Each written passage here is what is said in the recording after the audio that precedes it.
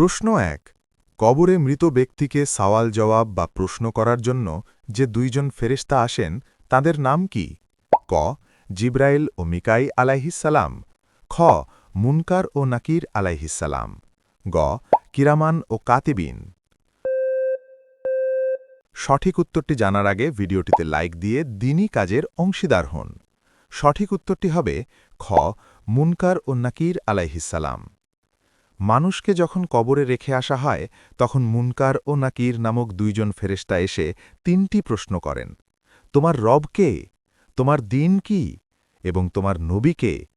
যারা পৃথিবীতে নেক আমল করবে তারা খুব সহজেই উত্তর দিতে পারবে, কিন্তু যারা পাপী তারা কিছুই বলতে পারবে না। কবরের প্রথম রাতটি হবে আমাদের জীবনের সবথেকে কঠিন পরীক্ষা। প্রশ্ন ২। জান্নাতীদের সেবায় নিয়োজিত জান্নাতের হুরদের চোখের গঠন বা সৌন্দর্য কেমন হবে? ক। নীল রঙের চোখ। খ। টানা টানা বড় ও গাঢ় কালো চোখ। গ। সবুজ রঙের চোখ। আপনি যদি সত্যি ইসলাম সম্পর্কে আরও জানতে চান তাহলে চ্যানেলটাকে সাবস্ক্রাইব এবং পেজটাকে ফলো করুন। সঠিক উত্তরটি হবে খ।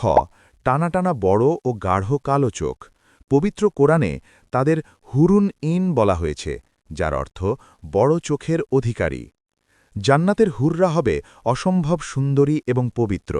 হাদিসে এসেছে তারা যদি পৃথিবীর দিকে একবার উঁকি দেয় তবে সারা পৃথিবী সুগন্ধি আর আলোতে ভরে যাবে।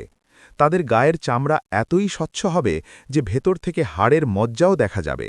কিন্তু মনে রাখবে, দুনিয়ার যে নারীরা ঈমানদার হয়ে জান্নাতে যাবে তারা জান্নাতের হুরদের চেয়েও অনেক বেশি সুন্দরী হবে।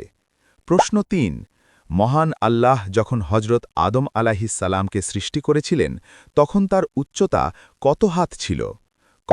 ২০ হাত। খ। ৪০ হাত। গ। ৬০ হাত। উত্তরটি জানার আগে ভিডিওটি শেয়ার করুন। একটি ভালো কথা শেয়ার করাও সাদাকা।